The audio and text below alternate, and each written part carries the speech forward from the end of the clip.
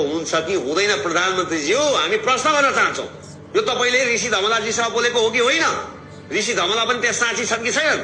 त दोस्रो फेरि एकैछिन प्रधानमन्त्री केपी शर्मा ओलीले बोलेको यो भिडियो स्मरणको लागि हामी प्रस्तुत गर्दैछौँ। मदन भण्डारी मार्न मलाई जिम्मा दिन खोजेका थिए काङ्ग्रेसका नेताले, मैले मानिनँ। त्यति बेर मैले कुरा गर्दा मलाई थ्रेट पनि आयो, तँलाई मार्छन् नि, यो कुरा नगर भने। मैले गर्न सकिनँ। अब बुढो पनि भएँ, मरेर बाँचेको मान्छे, अब चाहिँ म भन्छु।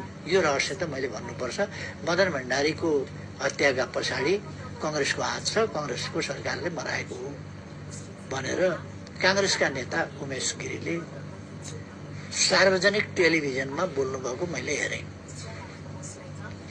मैले शेरबहादुरजीलाई सोध्न पाएको छैन, उहाँ गृहमन्त्री हुनुहुन्थ्यो।